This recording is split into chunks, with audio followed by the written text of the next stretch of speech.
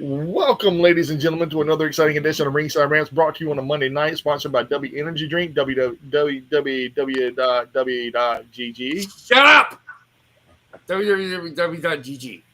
Yeah, why you telling me to shut up, Phil? Anyway, I Well, am you're just starting Mike. Wait, To I don't my think we're right. live.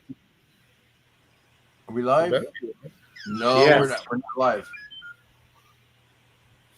Should be live. Yes, we're live. Yeah, Live here in we are. 30. Yeah, We've been yeah, going here we live 30 seconds. Yeah, here we're we go. live. We're dude. live. Okay, we are live. Okay, we are live on YouTube. Don't scare me, man. Don't scare me, bro. Don't scare All me. right, do the introductions. All right, cool. And again, I am just Mike.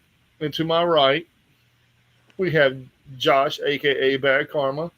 Below me tonight, we have Phil, who would have been JAT, but JAT had to go make a couple of purchases on livecollection.co or livecollectionco.com or whatever they're called. They're great people over there. That Jordan he'll be in and out all night long probably. Roll Tide. There it goes. Yeah, congratulations on your Alabama win, brother. Congrats to us destroying Arkansas for everybody for the rest of the year. We're going to see what they do next week against Vandy. Who's your daddy, Georgia? So, Yeah, so you're now probably Georgia and wondering why Alabama I look each like a have college one loss. professor. You guys are probably wondering why I look like a college professor. Yeah, these are my reading glasses. Plus, I'm getting old as fuck, so fuck it. We are old. You're like you're Clark Griswold.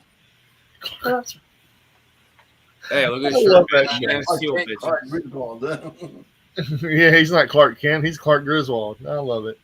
But no, I've been watching a lot of banter going back and forth between the Kenny Omega, Gail Kim, Riho situation from Jordan and Phil.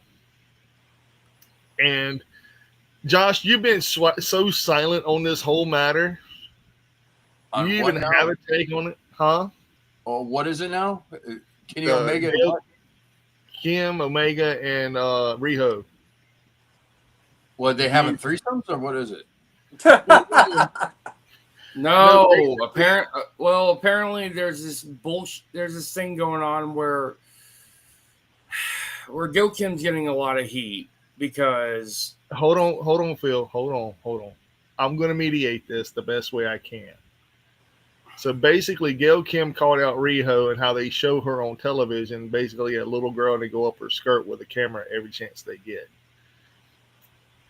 That's every female.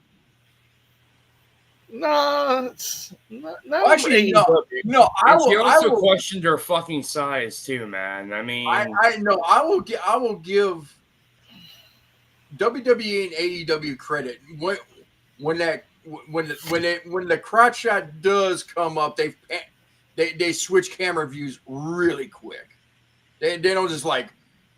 It's not like the old days where there's like, oh, they're focusing right on extreme close up. AEW's famous for getting right up in there. No. Yeah. AEW's famous for getting right in that coochie. But they they like to get on the cake. They like to get on the cake part, not the coochie. They like to get on the cake. I will say that. But now, but they do switch the camera views like that. I mean, they give it like a second. But the thing is, though, what I'm trying to get across is that there is a major conflict between Kenny Omega, Gail Kim, and discussing about Riho.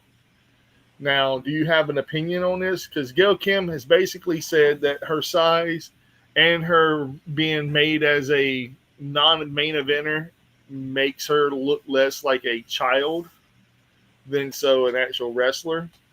And Omega said basically another person trying to get their flowers from WWE. No, that's not what he said. He said she was pretty much riding dick for TKO, and that's not true. Because she's not part of TKO. She doesn't work for any company, but Kenny Omega suggested she was riding dick for a gift basket. That's poor for a vice president of a company. Shame on him for that.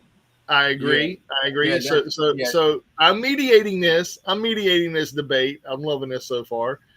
We had one burst from my Phil and one burst from Jordan. Do you have a take on it at all, or you just want to hear the mediation? My take on Riho, she is. Don't get me wrong. I'm not going to knock her talent. I mean, she could go when she's in the ring. She can go, but at the time, but I'm going to use our boy Country here's phrase. She's not believable. I agree. She would, for the women. Me putting comparison, in an AEW women's locker room, she would be compared to Marco Stunt. Here's the thing. How She could go. She could take the beating. Don't get me wrong. I'm not gonna knock her talent. She's a great performer, but at the same time, she's not believable. She's not believable. Here's the thing. Do you hold on before we go any further, Phil? Now the question I have to inform him of, since he wants to be in this debate. Okay. Now, Gail Kim has said that her size and ability is in question, along with the camera angles that AEW shoots, and the fact that she hasn't beat any caliber of talent to even hold that title the first time. Do you agree or disagree? Who the heck she beat for the title? The tournament. Nia Jax. She beat Nia. Yeah, it was. No, not Nia Rose. Nyla Rose. Nyla Rose. She well, no, I ain't gonna say that out loud. I'm gonna get ourselves canceled here.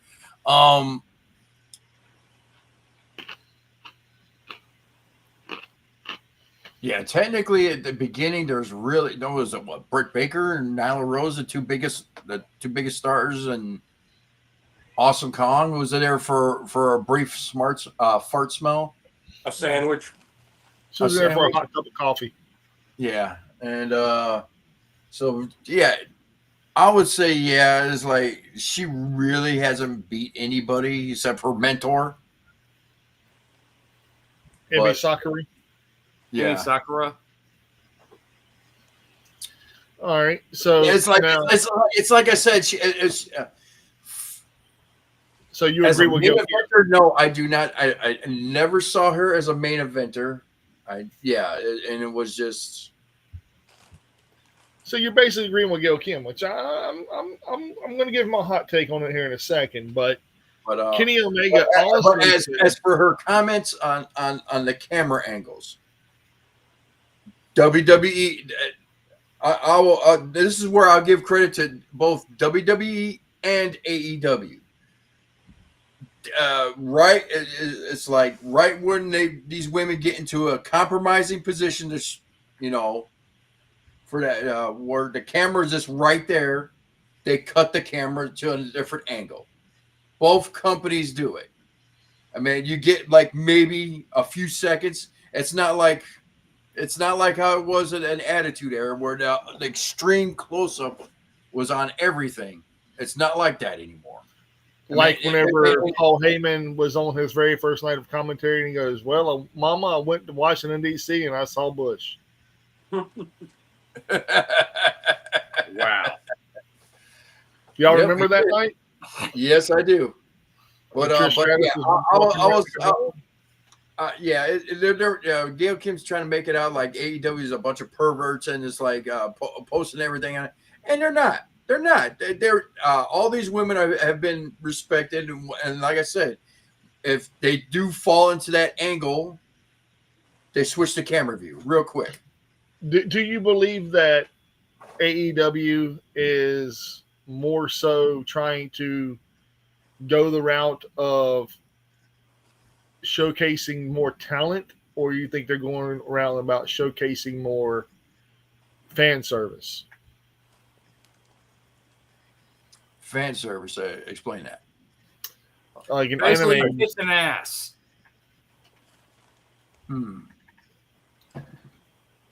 We'll get to that in a second, Country. Yeah, we're get that in a second. I think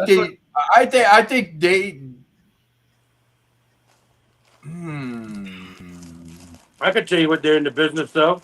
Servicing Mercedes, and that's why No Name Riho got a title match and didn't do nothing to earn it because he needed somebody for Mercedes to storm. Yeah, that's that. Shitty, lazy booking. I could say it's a little bit of both. Lazy booking.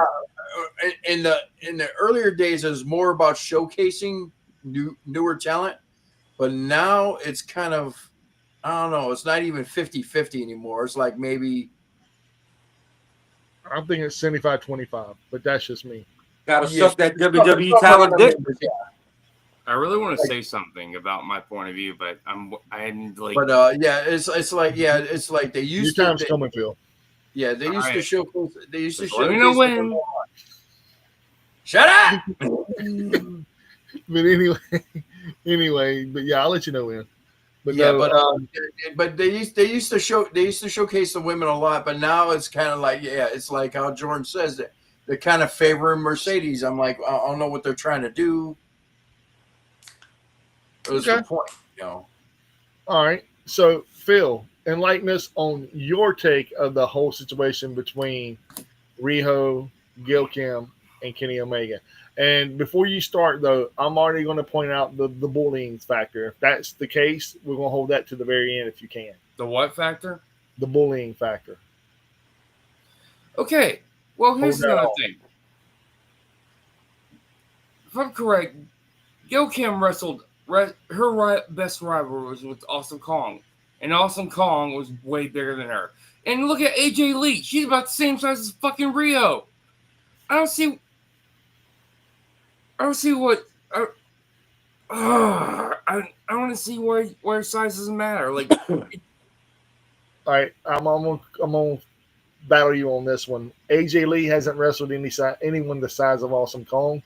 She hasn't even wrestled the size of Beth Phoenix. The closest she got to wrestle someone bigger than her was what, Nikki Bella. And the only reason she was bigger is because she was bigger. I'm just saying, short girls can wrestle too. I mean, look at Alexa Bliss, Phil. Alexa Bliss is more believable as an athlete because she can actually do wrestling moves. AJ Lee was more believable because of her crazy antics as her character. Now, Riho don't have a character. I just think they should book Rio better though. I've seen her work in Japan. It's way better than it is in AEW. Everybody's is though, Phil. I mean, you can't. It's like comparing apples and oranges, man. It's two different styles, two different companies, two different everythings. It's like, okay, we want this. This is what we're wanting, but yet this is what we got. And you're trying to make this be just like this, and you can't because the quality of wrestling, the talent of the wrestling is nowhere near this caliber. And I'm not knocking AEW or AEW or WWE or TNA for that fact. It's just you can't have water and make wine. You're not Jesus. You know what I'm saying? You can squeeze as much water as you want, dude. It's not going to turn into wine. That's why life should give them lemons then, so they can make lemonade. But or make some find some friend get some vodka and have a party. Or if they get lemons, paint that shit gold. But the thing is, your whole statement about AJ Lee, she was champion. She's the same height as Rio, dude. But she was a champion during the Divas era. There was nobody there, Phil. Nobody. It's still no excuse. Like size. Yes, it is. Yes, it is an excuse. Because think about it. Think about it. Who was the very top star during the Divas era? AJ. Which part of the Divas era? Because there were more than one. Because the ending era was Charlotte Flair holding the Divas title. That was at the very end. AJ was towards the end of that too. No. AJ wasn't there with the Michelle McCool and Layla and all those divas and Beth Phoenix and all of that. She wasn't with them. All right, AJ Lee was before the Beth Phoenix. No, Beth Phoenix was before AJ. Yeah. Okay. Yeah, Beth Phoenix was before AJ. Okay, so Beth Phoenix, and you had Caitlyn was there at that time. You had all these people that were there before. There's two different Divas eras. Yeah, but the Diva era when AJ Lee was there, who did she wrestle that was a bigger contender than she was? Was it Beth Paige. Phoenix? Paige. Paige. That's She when lost to everything Paige, really. Huh? Paige. Paige was the top star at the time. but she And- lost on her very first night. Yeah, Yeah. Paige also came in and won when they made it. And then when AJ came in, they blew her up. yes, Yeah. yes. And here's the comparison. AEW wants to be sports entertainment. You got to tell stories if you want to pretend to chase WWE. Rio has no story. Okay. Rio has So nothing. Space though they Re- they're AJ not Lee just has sports just entertainment though.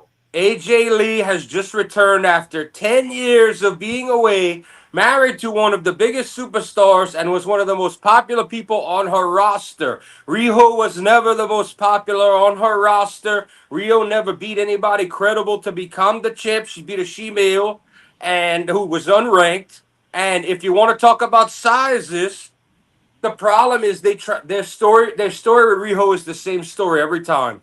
David versus Goliath. You don't book somebody every time like that. You can't use that over and over again. You do that sparingly. I thought Gail Kim was small for her time, and to be honest with you, before TNA, I thought Gail Kim was a drink of water and goodbye. I was not impressed with Gail Kim at all. Gail Kim has built a reputation.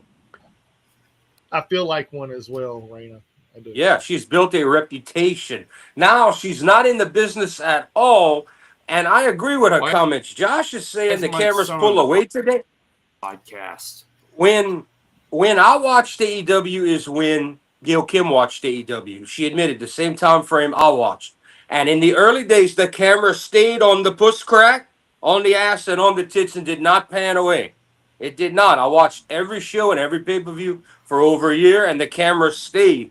The women, I felt like that was fine. Riho, yeah, she looks like a little girl. And I don't get me wrong, I like Joshi's, but it would be a lot easier if she was in Stardom. I would look at her as one of the weaker people. She just comes off as 95 pounds, smoking wet, and unbelievable, like Josh said. The biggest problem here is, and Riho deserves no online bullying or shaming. Okay, she has been silent through the whole thing, and even left Twitter and X. Time out, Jordan. Time out. I'm leaving the bullying thing out of this for now. Leave that. Yeah, well, I'm trying to. Everybody got to say their point with me, so now I'm talking about it. But hold off. There is a reason why I'm saying hold off on the bullying. That's everything else is fair game.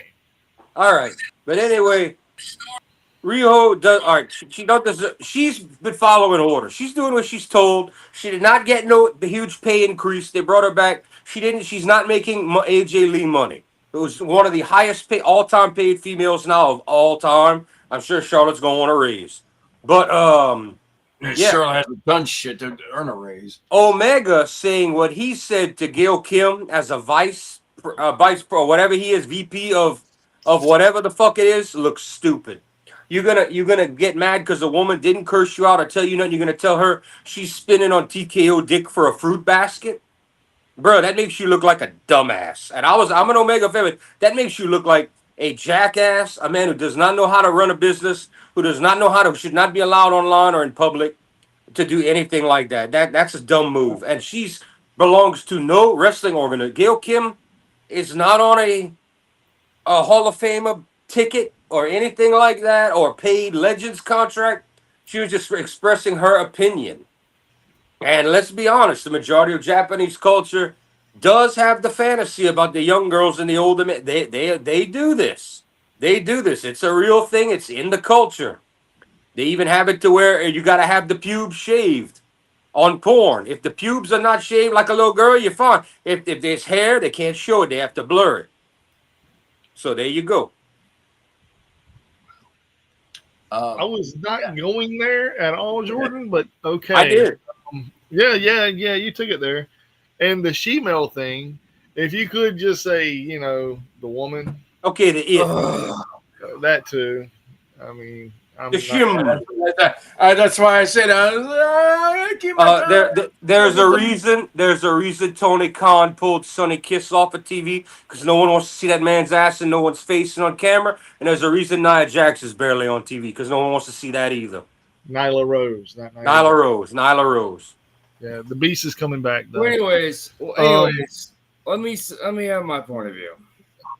Hold on 1 second. Now we're going to add the bullying factor into it because I want to hear everybody's bullying factor, and we'll go from Jordan back around. We'll just go back and Josh will end it. He had a lot more to say. I didn't get to say shit. You just had a big 5-minute rant, Phil. Well, go ahead, Phil. Say your rant. And this rant I is want to get this out of my fucking system before I fucking explode, man. Like I know Kenny Omega fucked up on that part, but here's the thing, though. There is a lot of reasoning why a lot of those idiots like Jim Cornette, an old man yelling cloud harassing all these fucking idiots wanted to harass Rio, and there's a reason why she's all fucking social media. It's the same. And look what happened with Hana Kimura. She ended up fucking killing herself. And here's the thing. I do get Kenny did jump off the wagon. He was trying to defend Rio. But you know, I do have to agree though. Gail Kim did not know that Rio is bullied. She has her own life, you know. Time out, Phil. No timeout. No timeout. No fucking timeout. Okay. All right. Let me tell you one thing. Like, oh my god, like Gail Kim, she actually apologized to Rio too. All right. Rant over. No interruptions. No interruptions. But the thing is, we weren't talking about the bullying aspect because I was getting to that. The bullying aspect, Hana Kimura was bullied. She ended up taking her own life a couple years ago. It's still fresh on everybody's mind. Gail Kim did not know this aspect of it until a lot of fans came to her aid, Riho's aid, because Riho took a lot of her socials down because of this aspect, and they attacked Gail Kim full force. I don't believe Gail Kim deserved that, though. She did and she didn't, but the reason she did is because she should have known better. If you're a professional, number one, if you're a professional in this sport of wrestling, this art of wrestling, and you're going after somebody, first of all, know the facts before you attack somebody. She didn't know all the facts. She just attacked. But did she really attack? I've read the whole statement on screen of what she said, and nothing sounded like an attack. It sounded like she was upset at management in AEW for running Riho like they're running her. Second, I was told Riho was not getting the brunt of the bullying. She just decided to quietly bow off of Facebook not to be involved, but she's just doing what she's told. Third, the whole wrestling world is on Gail Kim's side. All the pros, all from Meltzer to Cornette, they're all on Gail Kim's side. They're like, yeah, that woman has credibility. Rio has nothing. Now, that's not against Rio. That's Tony fucking Khan's fault. And Kenny Omega for trying to cover her ass but not giving her a story. That's their fault. Rio has been in that company for 4 years, 5 years, since the company started. Why has she never had a character? I don't care if she can't speak English. Get a Japanese talker like UFC to speak other languages. Give Rio a fucking character. Right, Dino even learned English. Give Riho a character. Give her a fucking character. She has no character. Me, small woman, fight big woman. That's not a story. That's stupidity. Oh, we're supposed to cheer for the underdog. 4 years later, I'm still supposed to cheer for the underdog? You brought her back to fight Mercedes in an already impossible match. She got no number one contender, no match, nothing to get her there. They just handed to her. Yeah, we're going to hand Mercedes all this because we're paying her. It's Tony Khan's fucking fault, and it's Omega's fucking fault. But here's the thing. AEW is not just sports entertainment, dude. They are different types of styles. They don't just, even though they do have stories, they do other styles of wrestling. Then don't claim you're on WWE's coattails right behind them in equal competition, and when you try to be the same fucking thing. Stop the lies. Tony Khan's got to stop the lies. We're even with WWE. We're sports entertainment. He doesn't really talk about WWE no more. He's mostly focusing on their stuff now. Yeah, well, let's look at who we were just backing. Mercedes Moné. Ex big money WWE talent. Christian Cage. Oh, Big Money XT, the WWE. Who else? Who else we got here? You know, who else is on this roster? Who else is WWE dick are we gonna ride here? We have Edge who's stepping away. We got both Hardys that came in. Who else we got? Everybody short of Miro, and he still got paid for whining and not doing what he want to do. And Aleister Black. All the rest of them, they all get top priority. Adam Cole. You forgot Jericho. Jericho was given the world. Adam Cole was given everything, but he can't stop from being injured. I mean, let's look at the facts here. Let's look at what it is. Strong, Kyle O'Reilly. That fucking CM Punk was going to get paid $9 million and his They own were originally TV Ring of show. Honor though before they were WWE though. He got his own fucking Saturday night show and $9 million. You have to give some of it back. CM Punk, $9 million to make him turn the tide. Quit sucking WWE's dick. It's simple. Give Rios, worry about what the hell you got and give him characters. What the fuck? I don't care about I don't care about that shit. We got and now everything's got to be a 4-way or a 6-way. Why? Not enough talent to be able to carry it short of in the ring. All right. It's as simple as that. Ding. Ding. Josh, do you want to add anything to this?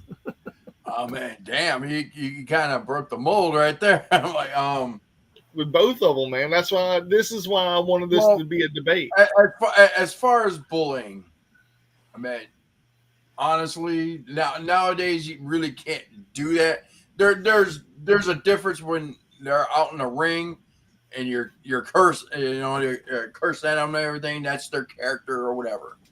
But I don't sponsor bullying at all. No, none of us do. We don't. None of us are for bullying. But let's call it exactly what it is. This is the wrestling professionals with Gail Kim against the AW sickos. Oh, poor Rio, poor Rio. That you've got this and you've got this. Where are you gonna go with that? You've got Meltzer, Cornette. You've got Gail Kim. You've got the people that are proven in wrestling. Versus down here, you've got Ripple and you've got Omega. I'm going to defend her. What's her character? I don't know.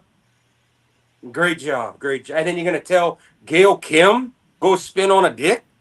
Bruh. And you're supposed to be an executive, a vice president, and you talking like that on Facebook? Like, what are you encouraging? You encouraging Gail? Gail Kim didn't say anything inflammatory to Omega or Riho. She spoke about how Riho was used and AEW management. And that's why Kenny got mad, because he's supposed to manage the women and cover the Joshis. All right, so I have a question. And this is just me speculating and me talking out of turn, but how would y'all feel if Gail Kim joined the AEW roster to help out the women? Would it be I wouldn't mind that at all. She'd be a great asset. I wanted it to be my first pick was Mickie James, as she could retire and teach those women. And my second was when they got she's older. I think she did get the job. She's in one of the companies behind the scenes showing them. She's got like a Spanish last name. She's in her 40s. Are you talking about the one that's dating Claudio? What's her name? She's got tattoos all over her. Sarah something. Not her. She's a long-time pro, was in the Indies for forever. You're talking about Mercedes Martinez. Yes, her. She was. I know. He's talking about Mercedes Martinez. Mercedes Martinez was another person who'd be great. Natalia, which probably they're going to Mercedes Martinez is in Ring of Honor. There you go. They kept her. She got the job. Yeah. They need to put her working with the women and get Omega out of there. That's ridiculous. And there was a lot of speculation because everybody knows that Kenny Omega doesn't do the women's stuff anymore. Like they have someone else do that stuff now. Supposedly, Dustin's been running the women's division for years, and that's a good thing because Dustin Rhodes is actually really good with the women. In ring, they're improving, but we're not getting short of what was her name, Britt Baker. We're not getting much character from anybody. Well, Britt Baker was her character. Britt Baker was the dentist. I mean, that's why WWE was like, "You want a contract? Let's look. Let's see what's going on here." Woman could play a face or a heel. They're learning with what's her name over in WWE that she can't play both roles. They're getting disappointed. Who? Mariah May. They're getting very disappointed and thinking about cutting their losses. They're saying she's one-dimensional. The girl Yeah. was never given a chance to learn beyond being a heel and wrestling. She don't know how to be a face. You can't just expect her to get it. She never. She didn't. She went have a cup of coffee in AEW after Stardom. Nobody taught her any. All she knows is what she knows. She was great. She played a face for like a half a year there. Yeah. They didn't like it. They're like, we want you to do this. You're not doing good enough. AEW, she did great as a face. But she was a heel, I thought. No, she was a face. Okay. Well, anyway, the way she did it in AEW was less. They ordered her, and she got to do more of what she wanted, and it worked. Well, she was basically herself. Yeah, she was basically Mickey James. Well, there's a good chance WWE might end up cutting her. Well, I mean, if they do, she's got a job waiting on her back in AEW. I mean, I'm gonna be honest, dude. AEW would be stupid not to hire her back. You said that about Andrade, and everybody laughed about that. They're like, "Bro, Tony Khan holds a grudge when you leave him for Triple H." They're like, "You ain't going back." There's a reason he pulls people off of TV that's going back to WWE. And Ricky Starks, we've seen this. He pulls you off of TV. He don't even use you. They're like, Tony Khan holds a fucking grudge. So I don't know if I think you said about that. He just won the NXT championship too. I don't know if a Jade Cargill and your girl have a home back over there. I don't know if they do. If ever WWE decides to say y'all are cut. I think Tony Khan should do that. You know, like he should not hold a grudge. You know, do what's best for business. Bro, isn't he like 34 still? Who, Tony Khan? He's in his early 40s. No. Yeah, he's in his early 40s. I'm fixing to find out. Yeah, I think he's around. I think he's 34, 35. He's older than I am, dude. No way. Wait, he's about a few years older than I am. Man, now he was 2 years old. Arena. How old is he? 42. Damn. Well, He's 2 years younger than I am. 3 years younger than I am. I'll be 45 next month. Well, then spoiled brat syndrome. Never learned life the hard way. Don't know how to pay for things. Well, Jordan, I agree and disagree on a lot of stuff you're saying. Now, the thing is what I'm thinking of is the whole Riho situation and the bullying situation. No one likes it. Everybody hates it. Yeah. You know, and all these other people coming back like Andrade. Yeah, I thought Andrade would get his job back. But you're saying no. No. Now, the question is, what if, now hear me out, what if they cut Jade Cargill tomorrow? Just say, at a hypothetical, you don't think she'll have a job going back to AEW? What for? Why? You've gotten your use out of her. She's not no one's going to be like, oh my God, she's back. It's like, it's not AJ Lee. It's not. It's not like you're getting a first timer. It's not like you're getting Tiffany Stratton for the first time, or Charlotte Flair for that first time in AEW. You're not getting a big victory. You're getting back the garbage that left you to go side somebody else that couldn't cut it in the bigger league. It makes Tony Khan and AEW look bad. All right, it's not like ECW when Raven went to WCW, then Raven went back like Sandman. They were treated like mega stars because that ECW clique was so strong. Tony Khan and the Sickos want that in AEW, but they don't have that ECW power. It's not 1998, 99 no more. You don't have that no more. That's not going to happen. They do have a big cult following, though, whether you like it or not. They do, but hear me out. Now, I'm taking a little sidebar for a second. The reason why we're going live on Monday night tonight, we'll be live on our normal time tomorrow night as well. This right here is to air our grievances. And not really grievances. This is to sit here and talk about the news and wrestling as a whole and more debating. And I think this is coming across just perfect. Oh, I don't want to cut you off. Justin wants the link I think he wants to talk about the situation. You want to add him in? Josh has got him. Yeah, I just sent him the link right now. Yeah, Josh got him. If he wants to get on the subject before we change. Oh, yeah. We're not going to change the subject no time soon, man. We've already been on for 30-something minutes, and I want to spend a little bit more time on this subject because of the fact it hits home to me for the bullying situation, because I've been bullied in the wrestling community, as you all know. The ISWC are a bunch of toxic assholes. But it's a bunch of kids, man, and they don't know no better. And Rio did the right thing by taking herself out of it. She did nothing wrong. Rio only did what she was told. She did nothing wrong. No bad She did her statements. fucking job, dude. That's what I just said. It's what the fuck I just said. I know, dude. I know. I said she did nothing wrong. She did her fucking job. The problem, and the smartest thing she could have done is just get off, drop the internet stuff for now. Don't let anybody get to her, because all she did was what she was instructed to fucking do. She's not at fault. She's doing what she's being told to do. That's why I said point the finger at Tony Khan and at Kenny Omega. I love not at Riho. I love you guys so much, man. I do agree that she deserves to be better booked. I do agree on that. Don't get me wrong.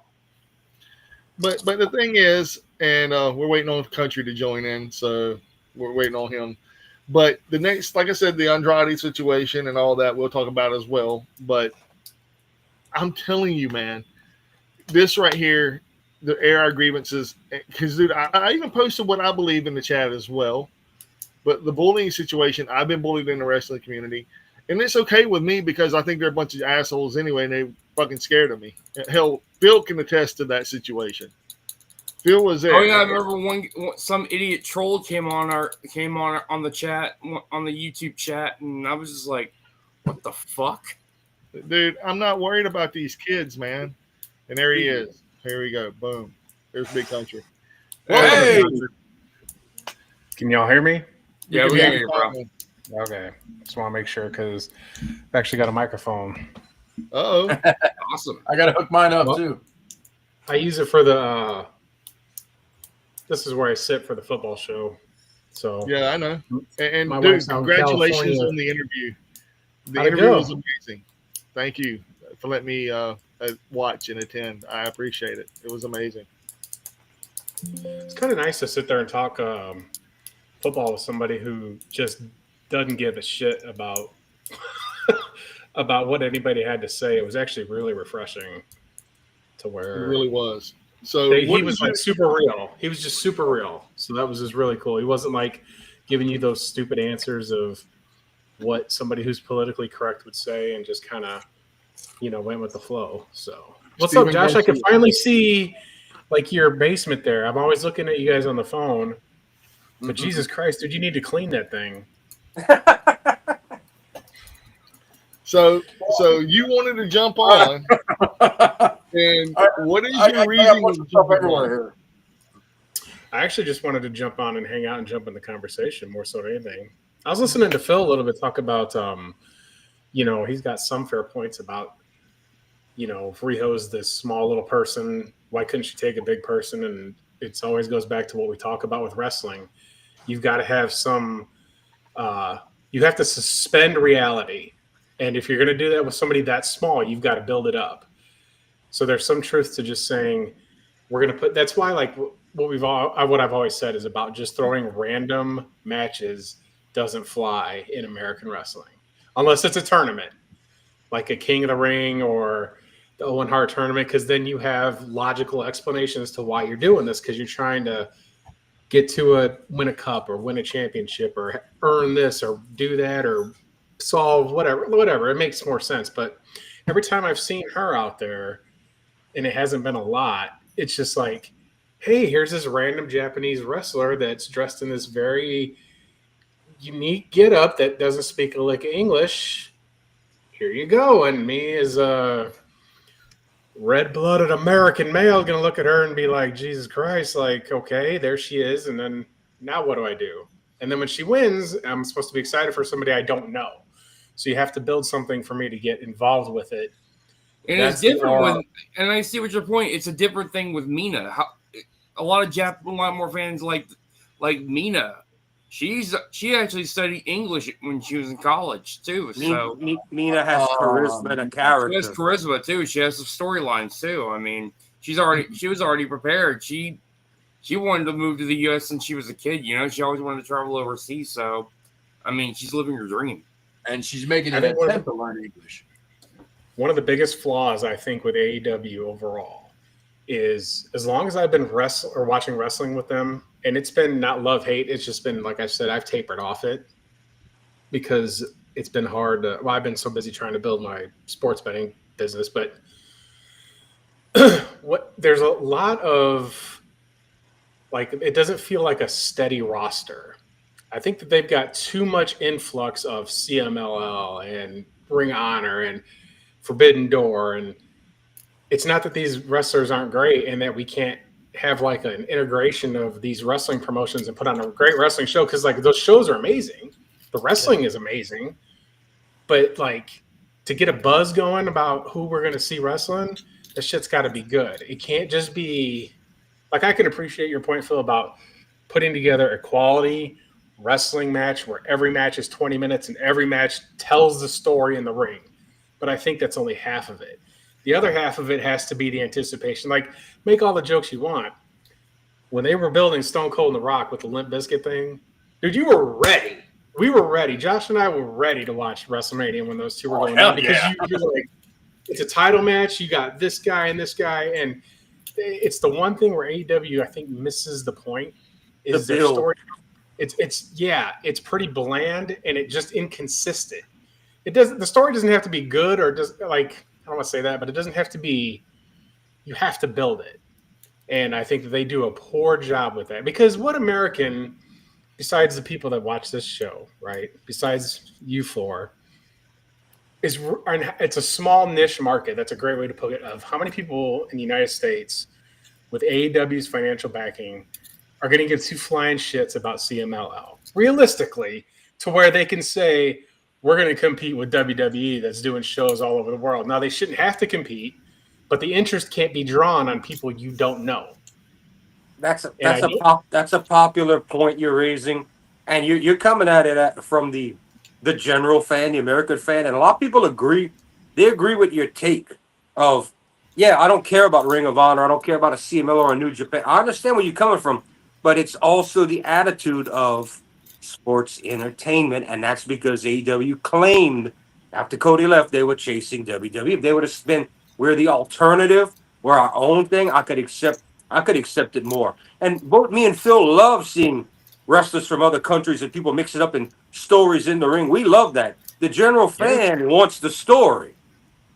We find it in the ring. But see, there's times like, do you remember how WWE brought along Hakushi?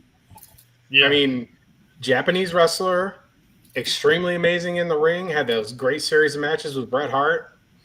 But then they have to, I mean, that's a different time. And they had somebody like Cornette that can be a mouthpiece for them. Like, that's what the non-English speakers need to have. I mean, Okada is probably the exception because he just calls everybody bitch, right? And it's funny. Well, he has Don Callis, though. He has Don Callis. Yeah, that's what I'm saying. That's a great person to have. Like, he's amazing. He's one of my favorites. And that's why Takesha has Don Callis as well. If they wanted to make AEW feel real, one of the first things I'd have done, two things. One, they were on it until Cody left. I like the point system showing who deserves to get a top. I wish they'd have kept that. TNA had a low with Bischoff. I like the idea of showing rankings of who earns what. It's not thrown together. Another thing I do to make it feel real, get an international, someone who could talk to the other language. You got Mexican people, he can speak Mexican and translate like UFC. You've got Japanese, he can speak it. To me, that makes it feel more real, like UFC. I would have that. Speak Mexican, huh? Like get an American that could translate what Nino wants to say. Translate what Rio has to say. Translate what country. I'm sorry, Jordan. I don't mean to cut you off, but that is something that country would say too. Yeah, it's not. No, you know who said that? JBL said that one time, like, because that's the gig. Like, he would say, "I don't speak Mexican." I know you. I know Spanish. I spoke. I was teasing. I was teasing you. My apologies to anyone that was offended there. I meant no offense there. It's almost as bad as saying "speak American." No. I know. I gotta fix that. That is my bad. But it would feel so much more. Hey, there's three forms of languages I know: English, American, and some Spanish. Yeah. I was just teasing. That is the most redneck way of saying something ever. Anyway, I do gotta take that back. you got a half a Mexican right here that says, I don't give a shit. I still got to take that. I have to take that back because I spoke wrong. That's like when you I learned this years ago when I was a kid. I was asking a woman on an interview about Hong Kong and some stuff for research, and I used the word Oriental, and she says you don't refer to people. It's more of food, but not the people of the culture. Said you don't use Orient. It's like saying speak Mexican. So I learned that, and I said, okay, I'll never forget it. Well, the You know thing what's is, funny? though, Jordan. The thing is, like, you just got the ghetto pass, man, from an actual person that's Latino, so you're okay. Yeah, I know, but we still have viewers, and I want to be It's respectful like to them. saying, like, I don't Jordan. speak Asian. Jordan, I was not putting you on the spot. I was just. Oh no, having you're fun. fine, bro. No, I needed to be. You're right because I needed to correct that because No, man. Oh, man, he's just giving you shit, dude. No, That's you're all. all good. It's like you got to realize that You call Nyla. You call 75% Nyla of the Rose. people that are gonna get offended are all white. Us Latinos would be like,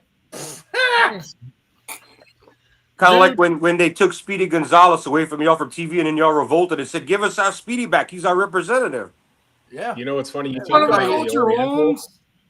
There Sorry. was a guy that used to announce. He did like the broadcasting for the Chicago White Sox. His name's Hawk Harrelson, and he had like all these very very famous. If you followed baseball, like he had some memorable calls. Well, one day he was talking about, I want to say it was Ichiro, and he said, you know, Major League Baseball is bringing more people over from the Orient, and like it was not. Yeah. It wasn't even a thing. Like, I think common sense would say that he was being mindful of the physical geographical area as opposed to just saying Japan. I had they just got told us you. on for a minute, but they were able to squash it because of the way he said it. He goes Oriental Right. baseball, like he didn't mean it like in a, you know, Slanderous baseball's way. getting a slant or something like that. It's not Right. like he said anything along those lines. He was just saying, you know, bring over the Orient. Right, but It's a genre, like but I don't think it's an offensive term at all. I've never heard an Asian person say that's offensive. Never. well, the little girl from Hong Kong. I say little girl. She was like 27. I was in high school, junior high, doing a project, and she told me, she says, "Yeah, we don't refer to." She was like, "Don't refer to the people as Oriental. It's more of things or food, but not people." And I was like, "Okay, I'll never forget that. I'll learn that one." You know. Yep. So yeah. I'm grabbing some pickles. I'll be back. Well, we need a subject, Mike. Mike. I got Back to, like, Bye, Snake. right, here we go, man. Like I was saying earlier, but I was interrupted. The Andrade situation. Someone leaving the WWE, coming back to AEW. Who will be the first one to do it? If it ain't Andrade, who is it? Every other podcast is laughing, saying Tony Khan will never take him back. So let's talk about him. Let's talk about him. That dude has not been over since NXT. Nope. He again, inability to speak English. His tweet skills are terrible. His ring work is great. Yes. But Jesus Christ, like, we won't care. Nobody will miss that guy. That's one thing that I think that Tony Khan's got to kind of get a pulse on is say, who are these people really here to see? Because sometimes I feel like he's guilty of booking stuff for himself. He is he does. Yeah, he's a mark for himself and what he likes. And to his credit, he doesn't like standard run-of-the-mill stuff. And, you know, I think that he's dream booking the matches he wants to see that never got to happen or that he wants to see in his own sandbox that he owns. Well, then build him. Like, just build him. I agree. His biggest fumble was CM Punk.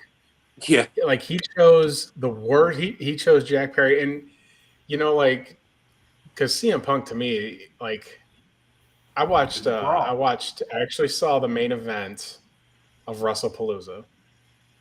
And when I watched it, I absolutely wanted to puke in multiple directions because it was terrible. Sorry you had to watch that train wreck. It was bland as shit. Well, the thing was, right, their product right now it feels extremely synchronized. They're giving away the ghost a little bit. They're almost like this. It's almost like they dumbed down the product to show you the spot because they know that the curtain's been jerked a little bit, and they want to show you that they like I hate matches. I've always hated in matches when people do shit in unison. That's not a tag team, especially in a mixed tag. Oh, we're both going to apply the finisher at the same time. That'll be cool. Yeah. It's beyond belief that I'm gonna hit a sharpshooter at the same time my partner's gonna hit a sharpshooter on this guy. I don't like overdone. I don't like overdone spots, and I hate not protecting finishers with everything in my soul, with everything in there. The only time you should be able to protect the finisher is if it's a submission hold and you can get to a rope, because that's realistic. Did you watch the Brock Cena match, bro? Did you watch? Because I was what was I doing? That you want to talk about hated that Cody Rhodes AJ Styles where I think one of them kicked out during a burning hammer. Like, come on, that's the most devastating move, and you're going to kick out of that? That was a burning hammer. Cena and Brock were hitting F5s and fucking Cena's FUs. They were hitting them back and forth nonstop for the whole match, and then the match was over. That's terrible. I'm glad I didn't see it because I love Brock as a lot of the ways they book him because he is such a monster, and I think it should be something special when you beat him. But if he's doing that with Cena, then your moves become impotent. It was a squash match. They're impotent. Was it 4 F5s or 5 in the match, or was it more? It was I didn't see it. Six F5s. So the only time I would have enjoyed that, the only time I did enjoy that as a fan, the only time was when he broke the streak by having to do that. That was a build of somebody's going to do this, and it took something supernatural to beat the supernatural, and it shocked the world, it shocked the fans. I know that looking back in retrospect, a lot of people didn't think Brock needed that push because he didn't, but at least it kind of ruined wrestling for a lot of people, unfortunately. It did. But like I'm just saying, you have to build something to get a great payoff, and I think that Tony Khan misses that. I don't know and I wonder sometimes too if that's not just him solo. I think if the Young Bucks are trying to do this and Hangman, I don't feel those guys are responsible enough to be running a wrestling promotion. I don't feel that they should have the book. I don't. I think that they need somebody. Well, it'll never happen. Hangman's just a wrestler. He's not no executive. He's a VP, right? He was. No, they removed after the whole Dark Order thing happened. Tony Khan got mad and decided to punish the Bucks and Hangman, and were like, y'all don't have as much power anymore. I'm in a book with the guy that was throwing the horrible punches, not connected, and standing over him for forever. A lot changed. And that was kind of Cody getting ready to say, I'm going where the big boys play. This is a joke, and I know it. It's not going to last. But it has. They have lasted longer than it's lasted because he has money. Well, that's all that it takes. Now he had to rewrite everything after Punk. He had to rewrite everything. He had to. It's taken this long to fix everything. That's part of his fault for booking a show around one. Vince did it with Reigns. Forced Bryan out of a ring because he knew the people would never accept him. Forced him to retire. Bryan was going to go to New Japan before Tony Khan said, hey, you come work for me. Because Bryan wanted to wrestle. I mean, you cannot book a show around one man in modern day. This isn't 1986 with Hulk Hogan. And you still had to have good heels back then. My thing is, so I didn't hear the question I asked. So if there's still a lot of people that left AEW going to WWE, who's going to be the first one to come back? It could be anybody. It could be. I have a feeling it's more like Mariah May because she left on good terms. Yeah, Mariah. I would say more or less Mariah May, maybe Jade, Because Mariah May had an interview, she's never said anything bad about AEW at all. She even tried to avoid the questions. Oh yeah, you kind of should do that when you use people as a stepping stone to get where you really want to go. Stephanie Vaccaro was the same thing. However, she did bash CMLL though, said she had no help in CMLL. Oh yeah, well she was ready to get out of it, but she did everything she could. She had her one match in AEW. Her dream was to go to WWE, to the bigger league, and that's where she is, and that's why Stephanie's a champ now, and she ain't going nowhere. All right, so is there anything I want you all to answer me? Is there anything worth fucking watching right now? Is there anything worth me putting my time into it and pick a show? I don't care what show it is. I don't even care if you break it down to just Raw, SmackDown. Well, AEW has good stories now than they've had in a very long time. They actually have like people out in the ring doing promos and stuff. Ricochet has too. He has his own storyline. Yes, Ricochet has really improved from the way WWE was booking him to the way AEW is booking him. He actually finally came out of his shell. He may be a little goof, but he has his own catchphrase now. He has the aha. Yeah, I really want to die to see that. The only thing short of Tony Storm, there's nothing for me in AEW entertaining. Actually, there's also the conglomeration as well. Yeah. Today's word is. Yeah, man, wait on somebody to give me a word. I don't know. It's like Mark Briscoe is good at promos. Today's word is festivitous, because it's really festivitous that all of us are here gathered today in this world that we live in, and so we can conglomerate about the conglomeration that we are being doing right now in this world that we live in. Your what hurts? Yeah, basically. That was a Booker T off the cuff promo missing by a mile right there. What it is? Chucky Ducky Quack Quack. And also Jurassic Express is coming back. Their tag team is coming back. There's also a storyline with Excuse me while I get an anvil for Dick swinging 90210 Jungle Jack fucking loser. Yeah, I was never big on him. He did really well. You said he did well in New Japan, dude. Jordan. He did he? Did he? Yes, they actually gave him a character. They gave him the scapegoat character, and they let him come out there and be a heel while Tony Khan was punishing him. And then he ruined it by joining back in with. Yeah, the minute he went back to AEW, Tony Khan took a shit all over that. I guess there's a lesson in there. The Elite, man. Well, hell, you got a guy. What happened was the storyline was the Elite stabbed him in the back. And now he's back with Luchasaurus, which they blew the story because in real life, you got a guy that almost destroyed your company. Yeah, and you see, it was dumb. Why they turn him babyface again? You know, they're turning him babyface because they have nothing for him. No other way to go. No way to put Jack Perry higher than he once was. It's a good way to start, though, a fresh story. What they should have done was what I said they should have done. When they put Omega and the Bucks and what's his face together, Jungle Jack, they should have Tony Khan should have copied NWO. Okada's Hogan, Bucks are Hall and Nash, and they should have pushed Jack Perry to be like X-Pac, like Six, the little fucking They should have done that. They didn't do it. They should have pushed him to be the little sniveling little. I'm gonna run around and piss everybody off and fuck you, and I got these guys to take my back. They shit all over it. Stunt do that. They shit all over it. Well, it's kind of like I was never big on Marco Stunt. Death Riders. Never big on Danhausen. I mean, how do you feel about? You don't like Danhausen?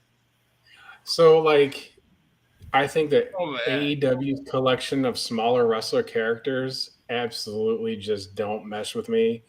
Didn't care for Danhausen. Don't care for Orange Cassidy. I don't care for half the roster. Shush.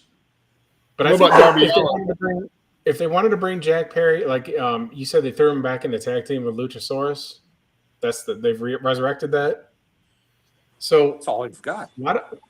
They should have an immediate breakup like they did with Triple H and Shawn Michaels at one time. Just immediately break the tag team up, have a blow off, and then if you want to start Jack Perry, because like Their smaller guys kill me because I can't break the mindset of small wrestlers like Sammy Guevara. It's because I'm gonna tell you and why. Darby It's because- Allin. Like, I take shits bigger than Darby Allin. Like, I just can't do it. I try to do it. I try to be merciful.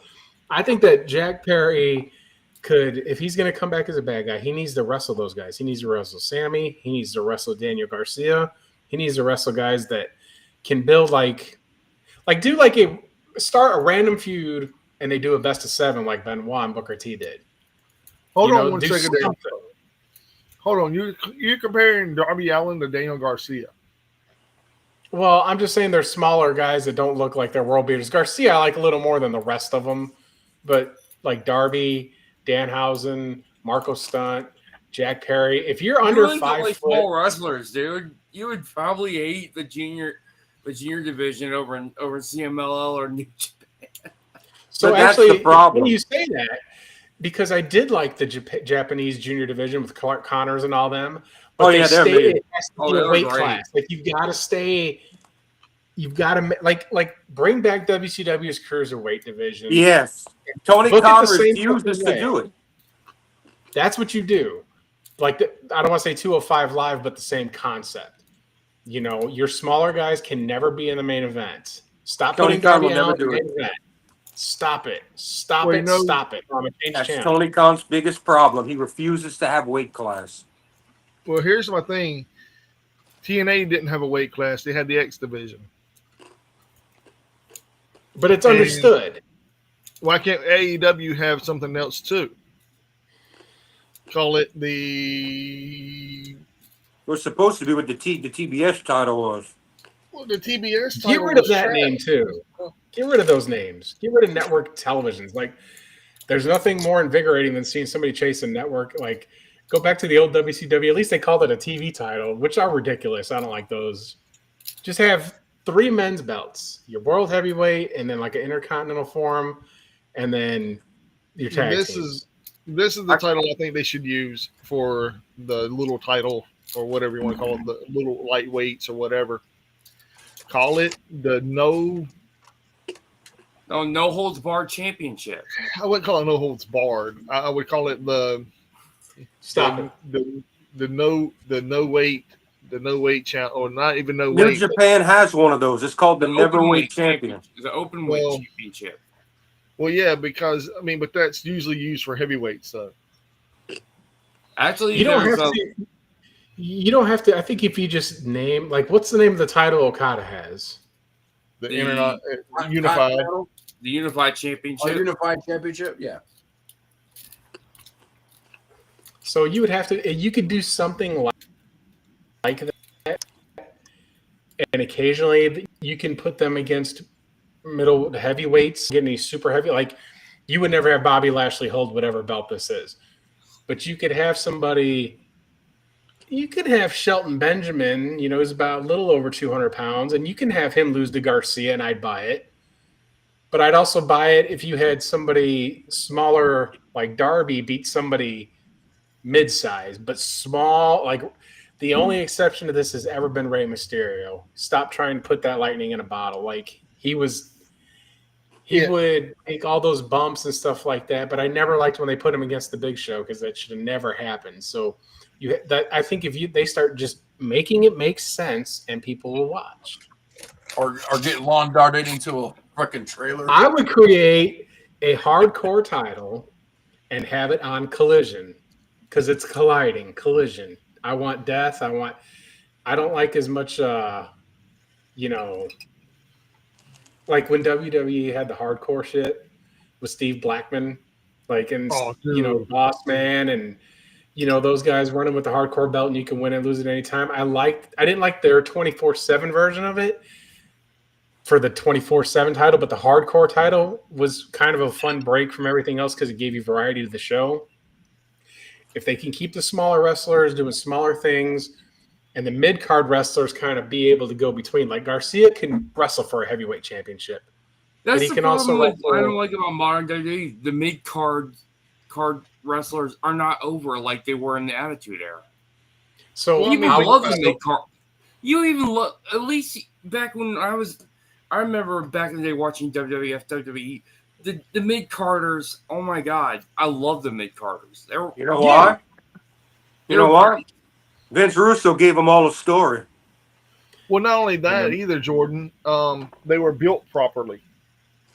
Everybody was built up properly. Everything had a reason for it to happen. And And you actually AEW, wanted to they're- know what happened to the mid-card wrestlers. You know, you actually gave a shit. And here in fade away like AEW, the Brooklyn Brawler and U.S. Delivery Jones and everything. Special Delivery Jones, man, get it right. Special Delivery Jones, yeah. More like Special Ed Jones. Country, I got some bad news for you, Country. They came out with 2 new titles for AEW, but you're not gonna like them. Women's tag team titles. titles. Last thing anybody wanted. The train. I was wondering what that was. I haven't heard a train in so long. I can run fast because I'm Braun. One more time. Come on, train. One more. Do it. Hey, Jordan, can you do your impression of Braun Strowman? My impression of Braun Strowman? Yes, please. It's hilarious. It's Oh, very. you mean when they had to put him in hardcore matches and let him run around the ring and then he'd be gassed because he couldn't wrestle? Yeah, do it, please. Oh, hey, he just ran. Yeah, it's a Brock put him against Brock Lesnar, Samoa Joe. Strowman just comes right, woo, run around the ring. Oh, that's it. 2 minutes is over. He's done. Let him take a nap. Woo-hoo! Like that, like JD, like a small Italian American with Napoleonic syndrome does from New York. What? There's a YouTuber I shall not name that I refer to as an Italian American with Napoleonic syndrome. All You're fired, Phil.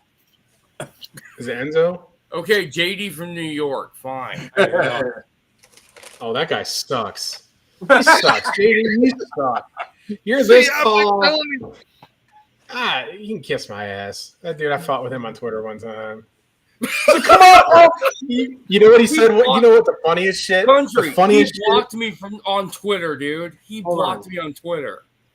He wrote the funniest tweet I've ever heard in my life, and I felt almost bad for laughing at him. Almost bad if he wasn't such a dick. But like, he talked about Alter Bridge being his favorite band. Yeah. And like how emotional it was to meet Alter Bridge. And I'm like, motherfucker, I would stuff you in a locker if you told me that Alter Bridge was just like your spirit music and just had so much depth. I'm like, you might as well just be Nickelback at this point. Oh, that got you blocked. JD. Oh, apparently he's Oh, tired of the song metal.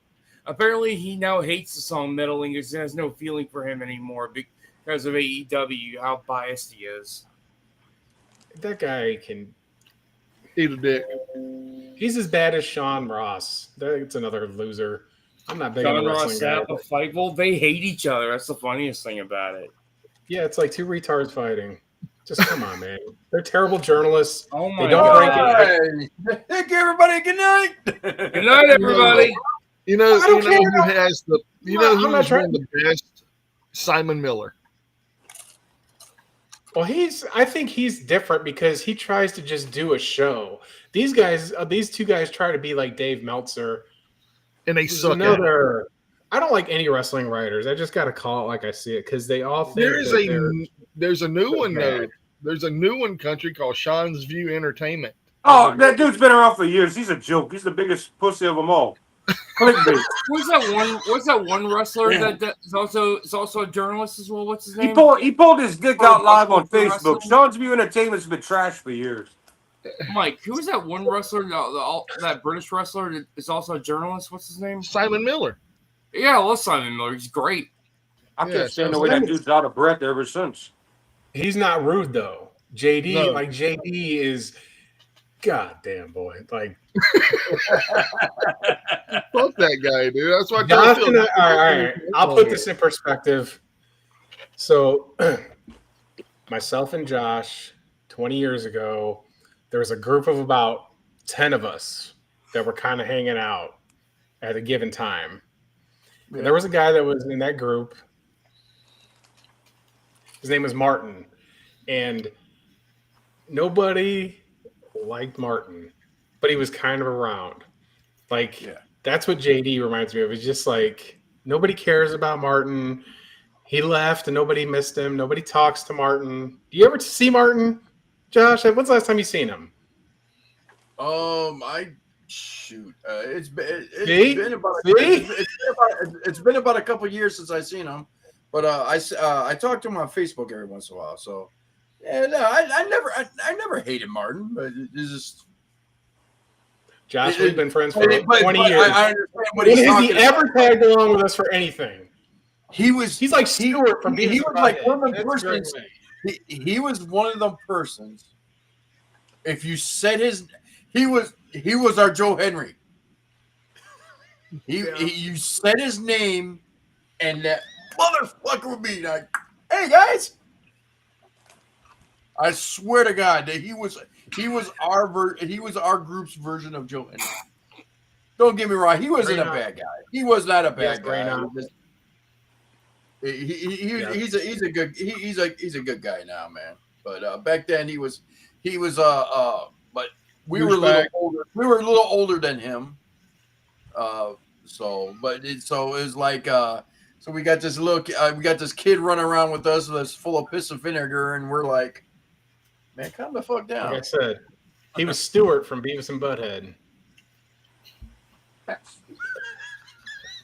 You know what I'm saying?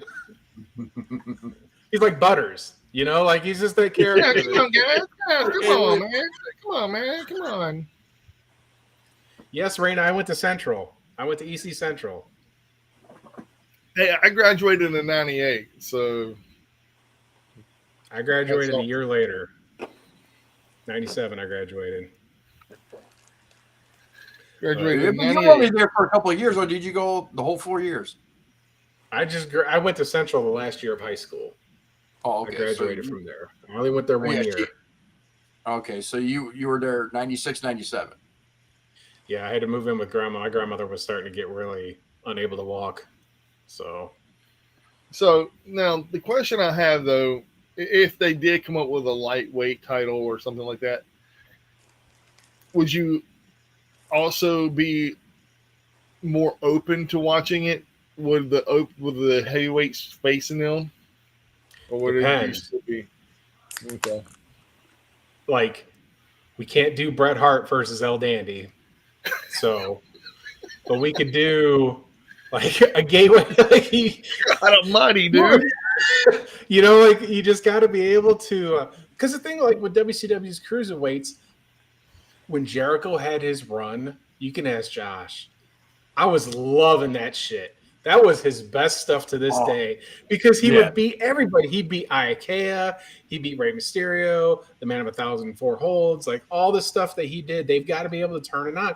And even his random matches with the masked wrestlers who I wasn't familiar with, like the Vianos and Silver King, and I like La Parka. They were able to get me captivated. I think the way that WCW ran their cruiserweight division, AEW absolutely can do it. And they don't have to be labeled cruiserweights, though. They just can't be main event guys going for the world championship, even if it's not weight class exclusive. Okay, hold on. I just came up with a stupid ass idea. What if they incorporated the CMLL light heavyweight title into the AEW universe? I would not give a shit. No. Hear me out, though. Hear me out. And they use that title for everyone, including the CMLL guys, like the Luchadors, and the light heavyweights for the AEW. So I've never been personally. I'm not for other organizations' championships being on a card for someone else unless it's advertised as a special event, like Forbidden Door. That's the only way that I've ever cared for it. Like if we understood, like when WCW had their New Japan stuff, there was an understanding. Like Ultimate Dragon coming in draped in gold. Right. Yeah, like you can't, like it has to be. It can't. I don't really care for seeing titles from other promotions being defended on the promotion that you're trying to watch. Ever. I don't care who it is. Even Forbidden Door, though, because I like New Japan, I'm for it. You know, like I knew that I was going to get great matches no matter who they bring over there Oh yeah. because New Japan has absolutely stuff that I personally enjoy, but I don't think that you're in business to make money. You're in the wrestling business, you're in the TV business, and people have to watch your product. And Tony Khan is trying to appeal to the independent hardcore fan base instead of like the best person I've ever seen do anything like this was Paul Heyman, because Paul Heyman could have matches with people I never saw and it went well and it worked somehow. But I don't think that anybody else has been able to bridge that gap. So it's really hard I think you're really trying to do something extremely difficult as a wrestling promoter to say, well, we're going to make this our, lighter guys. I don't think you necessarily have to classify them as lighter guys. I think you need to do it behind the scenes and say, look, I can't have my promotion run on Orange Cassidy as the world champion and have it be believable, but I can run it with somebody like Wardlow who looks like him. I mean, I think that even the general consensus of just being a human, and I know I've beat this horse to death, but it's really hard. But if they wrestled each other and had a championship for it, and then maybe you can build him enough to where he slowly climbs a ladder. Again, I go back to Jericho.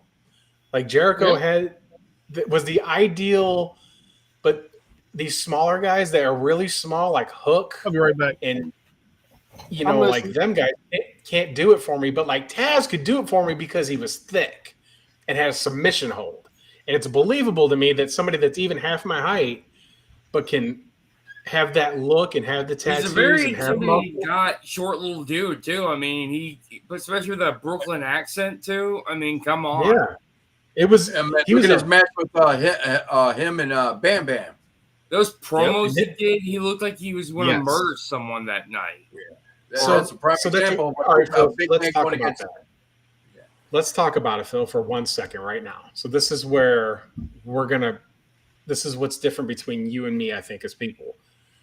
We're in full agreement on Taz being this absolute beast from the streets, can stretch you. And I think that even the human physique could see that he was strong enough and had the look to where he could stretch somebody in the streets. You believed it.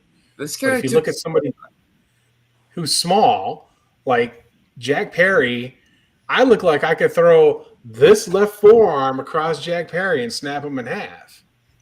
And I'm 6'1" for measure. So if you're a twig, I can't buy it. I can't. Right, the only reason I could buy ZSJ is because of what he does in the ring, but it's all stretching. So if you're small, you got to be able to stretch my ass till my bones came out of my sockets.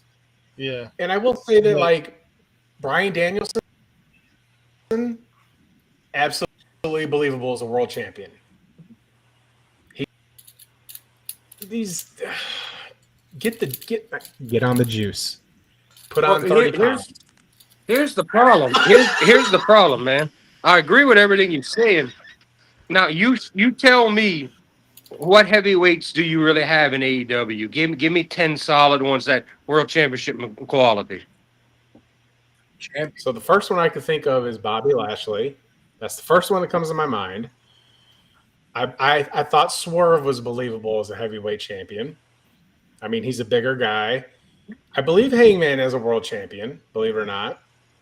I think you could put MJF in there. You can put Jericho back in there, even though nobody wants to see it. It's believable with Moxley because as much as I can't stand to watch that guy wrestle, because he's over the top for me with your exaggerating. Like, you don't need to be putting yourself in hardcore matches all the time because he's taken the approach of like, I'm going to learn brawling style with submission moves a little bit. He's got that element to him. So I believed Moxley's a world champion. I'm just trying to think of the roster off the top of my head. Samoa Joe. But no, you don't give him ideas. Absolutely. You let him pick, Phil. But no, like I had to think of the roster. So like, yeah, I could Samoa Joe absolutely was world champ. You have to be able to be mid-size and Okay. above, but like guys I could never buy. Or No, Darby, we know Ken that. We know Perry. that. All right, let's look at it. I could buy Christian. Christian, absolutely. Okay, Christian, I think could do a nice run. let's look at with his mic let's look at skills. everybody you've named. Let's look at they've already been there, been the champion. They're not going to get a big pop, or they're too old. Who we have as a future prospect out of that group besides Hangman and MJF? That's the only two currently relevant people. All right, so I know this is Maybe bad, Swerve. but I'm going to look at the roster. Maybe Swerve. I'm going to look at the roster right now. I'm trying to so give I a think- reason why Tony Khan refuses to do these weight classes, and that's because he cannot get the Brian Cage big man main event talent. He ruined Wardlow. Bobby Lashley's 50, and he's probably going to hold at least one time. Samoa Joe got a Toka title run. Mox has held it 4 times. Brian held it already. Christian Cage is almost done and shot. Okay. Edge. So looking at the roster, I could see Brody King. As a world champ. I could see. Oh yeah, he's got the look. He's got the music. He's a big dude. I mean, and he's got a little bit of a gimmick. I'm not saying a long-term thing, but I could see it. What about I don't know why everybody loves Eddie Kingston. I'm sorry, that dude's a miss for Yeah, me. what about Ospreay? Josh Alexander? Josh Alexander could do it. Okada could do it. Ospreay. Let's look here. I think if Luchasaurus got rid of the Luchasaurus shit, and like that dude's jacked. So I could see Luchasaurus, put Luchasaurus with a manager like Mark Sterling. You know, like Max, put him with somebody. Don Callis. No, Don Callis don't need him. Well, somebody. He needs the whole half of the roster. Powerhouse Hobbs. Yeah. As a main eventer. Maybe if they pushed him properly. You can. I mean, I don't see that guy just looking ever at the rest getting. of the roster here. That guy'd be lucky if he ever touches the TNT title. He's holding the trios titles right now. There's a Yeah, handful. he's jacked and he has the look, but damn, his promo has his promos are like the IQ of a potato. No good. So- no good. Okay, how good? So okay, but that's the thing. You've got to be able to build these guys that don't have a lick of charisma, right? Eventually, you do it enough, you break through. A great example of this that somebody needs a manager and finally got it was Roman. Couldn't do with lick on the mic. You put him with Paul. There's a time for it. Paul did all the stuff like that. He got better at his craft. And now look at him. Roman Reigns can handle himself. And I'm not saying you got to push him to the moon like that, but if you got to get like, So, what they need to do is introduce cocaine back in the locker room. No steroids, no cocaine. Yeah, cream of the crop. Rise to the top, baby. Creativity was on another level back then. All right. Now Yeah, this we is need, something serious we need on more there. roid rage and more drugs like in the 80s. That would be I more didn't say great, more I didn't say train wrecks, roids, I more, said cocaine, man. more casualties and more deaths. Lovely. All right. So here we go. I recently came across there is a new video game being released to the world, and we hadn't heard nothing from it since January of this year. Do y'all know what game I'm talking about? Not the Hellraiser game. No, it's a wrestling game. Oh, Wolverine? Oh, I was gonna say, okay, no. A wrestling game. Okay, what is it? Retromania. Oh, they already came out. Did Oh, it? you're talking about the DLC for Retromania. No, there's another That might be game. DLC. Yeah, Retromania already came I out. already got Retromania on my PS4, dude. Well, you missed that one, Mike. Oh no, there's another game coming out. Hold on. We also need to talk about MLW and also what happened with New Japan. We got new tag team champions in ML. Oh yeah, MLW's been in the news right now, and basically putting their Blue foot down Panther's against, now the but middleweight basically champion, putting if their I'm foot down correct. against Trump and all that stuff. I know we Why don't. couldn't Well, we Tony Khan I should know go we after don't Alex touch Hammerstone. They also I took know a we shot. don't- Also, we they took a don't- shot at we don't- WWE as well. MLW did. They took a shot against WWE for their about when at least we're not going to Saudi Arabia. No. So, did you hear the figure on how much Saudi Arabia is paying for the WrestleMania? Did you hear? Like, I'm not saying it's right, but did you hear the price? Was it like 20 million or some shit? Ridiculous amount of money. Vegas is paying $5 million for WrestleMania next year. Okay, With a The Saudis. 3.2% tax cut. Saudis are paying $250 million. That's why the deal got done. I'm convinced because the way Kingdom nobody of can afford Saudi that Arabia. So here's the thing: the Kingdom of Saudi Arabia is not part of certain treaties to disclose how much their world leaders make. And because of that, I'm convinced that the Saudis are the wealthiest people on the planet. I think they're the world's first trillionaires because of the oil money and the way they run their country. That's why we're able to see UFC go over there, these insane celebrity boxing matches. Like, they pay for all of it. And the only good thing I could say about this, that I'll say why it's a good thing, is get that money out of Saudi Arabia and get it in the United States. It's the only thing I can say about it, because their wealth is so ridiculous. They're going to get the Royal Rumble over there. And They're having everything going over there because they're trying to put a slightly more progressive nation. yep. They're not trying to Liv Golf didn't do very well. themselves as fundamentalist Islamics anymore. Liv Golf isn't doing very well for them. No, but their golfers are. Like, that's what I'm saying. Like, they paid those golfers got absolutely annihilated in the American public, but they're getting 10 times as much as the PGA would pay them, and it's hard to say no to those paychecks. And I'm not saying it's right, but I'm also saying get the money out of those places and get them over here, get that money over here in our economies and our people. Like, you're not going to see from them.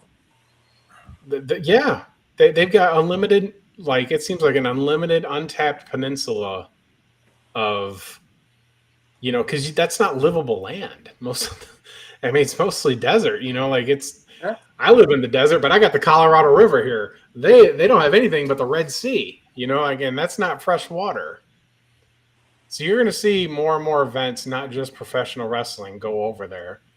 And, I guarantee you. You know what was sad? EA is bought by the Saudis. Yeah, I saw that today. So I'm waiting for them to say EA Sports. Alhamdulillah. Good night, everybody. No, that's what Muslims say to each does other. not reflect the views of Mike, Josh, Phil, and Jordan. No, Alhamdulillah is it's like a blessing that they say to each other. I've heard. They also say Assalamu alaikum as well, which is also a blessing. Means may peace be with you. Right. So I didn't say anything controversial to get your channel. Mike, I wanted to say the beard being gone, it's a much better look for you. Oh man, terrible person. Hey, Kaiser, what do you think about the reading glasses? No, If he you looks could like see, he you looks could like see. a young. I said he looks like a young Terry Nope. Funk now. Dude, it looks way better than your beard. Way better. Keep that look. It's a good look for you. Thanks, man. Why'd you have to shave it? You lost a bet, right? No, I didn't lose a bet. I went as John from They Live. I tried to be the version of Roddy Piper. Yeah. Oh, okay. Because as you can see, Oh, nice. Yeah, I saw the game you put up last week. yeah, I've got one that can see. Yeah, that's a card game there. And then tonight I have this game over here to my right. I showed most of it off already to the guys before we went live. But guess what I just found, and I haven't realized. I don't know if y'all are a big wrestling fan, like game-wise. Like, do y'all remember old TNM 7? No. No. Well, there is a game called Extreme Warfare Revenge where you become the Booker. And it's for free. You can download it. It doesn't have AEW on there.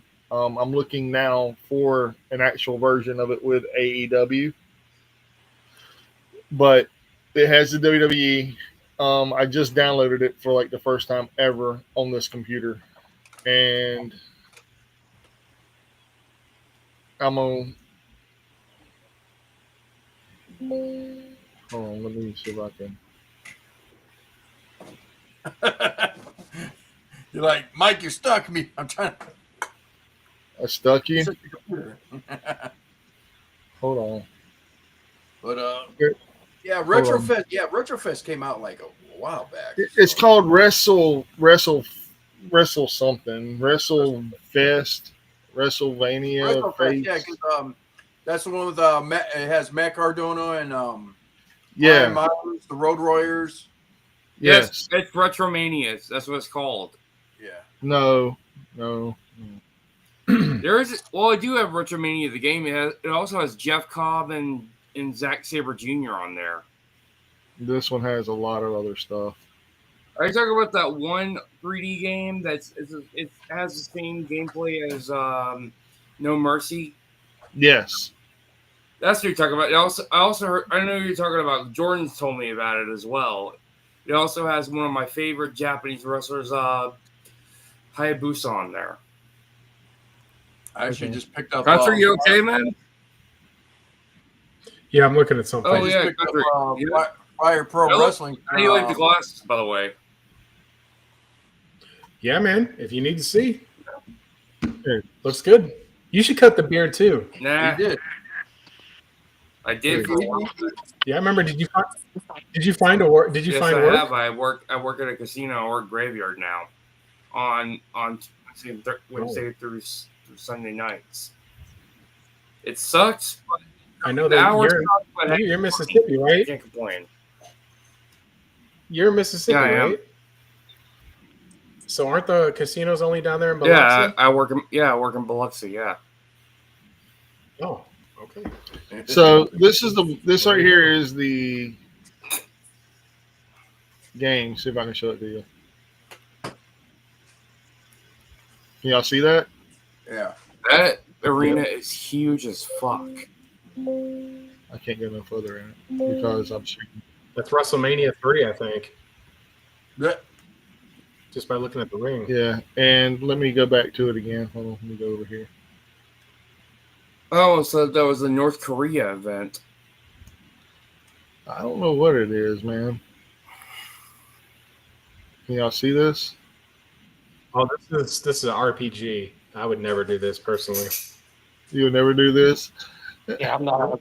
Dude, I can't, like, I've never played RPGs and shit like that because And it's not really an I don't have the RPG. It's. Can y'all see that? It's more of a game where you're a booker.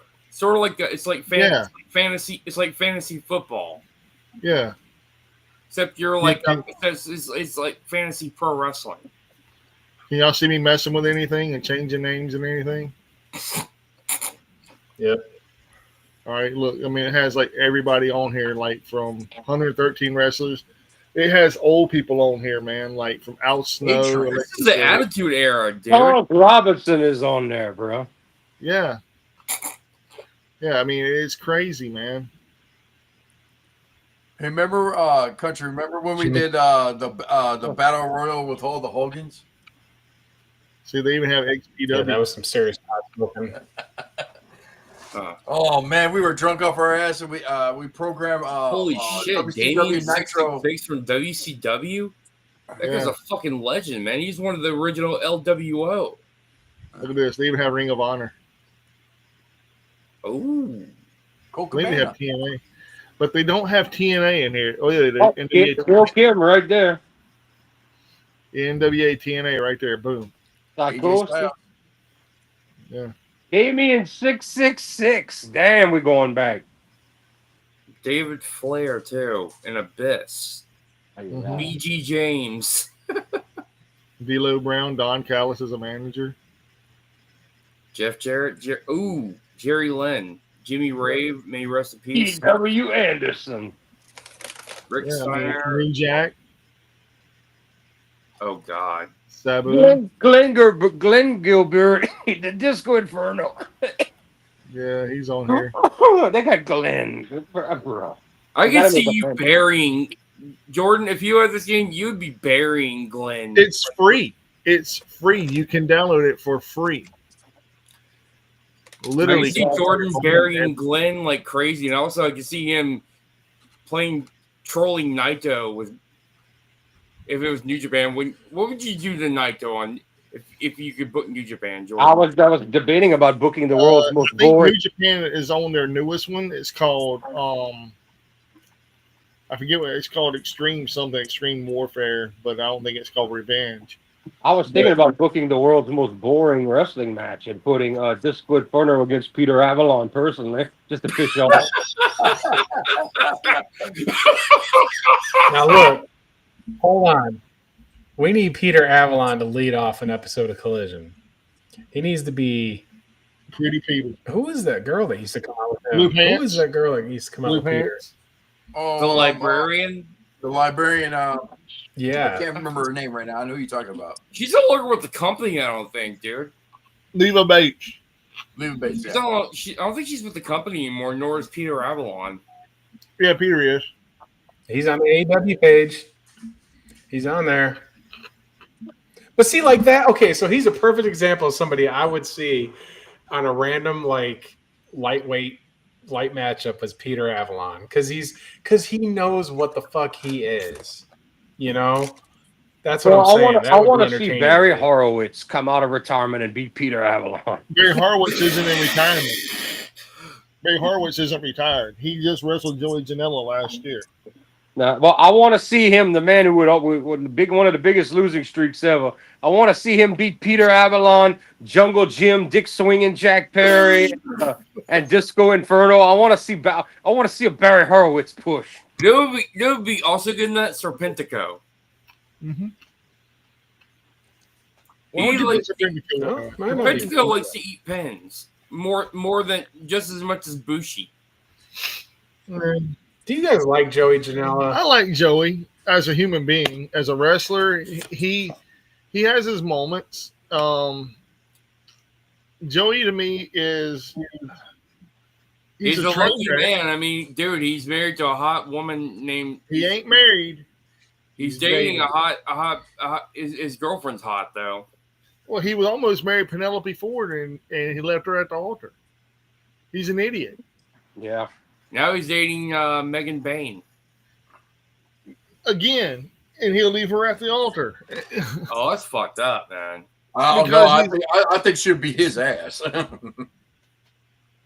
Well, I Speaking mean, of ass beatings, how about the inquiry of TNA about he doesn't have a crushed pelvis yet. About Slamovich? TNA is officially investigating her on these abusive charges against that she has against her man.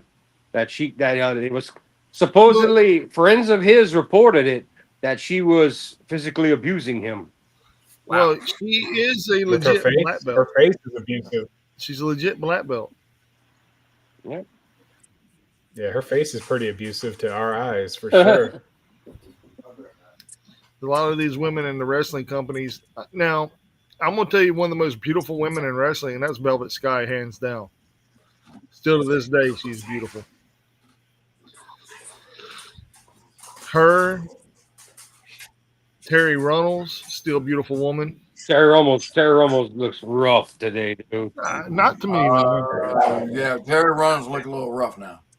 Yeah. She looks even with Missy Hyatt. They were together in a photo, and it didn't look good at all. You know, I'm surprised who hasn't showed up yet at AEW. Shotzi Blacker, but I think she's having a good time doing MLW stuff as well. Well, she's also having a good time with Matt Cardona and his and Karrion Kross. Yeah, GCW stuff too. And she's also appears as Hood Slam. I would love to see her as Pizza Cat again, Mike. Dude, Hood Slam is the most underrated wrestling show in the world. And fuck the fans and don't bring your fucking kids. Country, here's the thing. If you ever watch Hood Slam, do not expect it to be WWE standards. It's basically like watching a B movie with pro I wrestling. would go. What is I wouldn't this? even go a B movie. I would say it is the most parody of wrestling that you will ever find. It is a huge parody of wrestling. What Hood is this? Slam.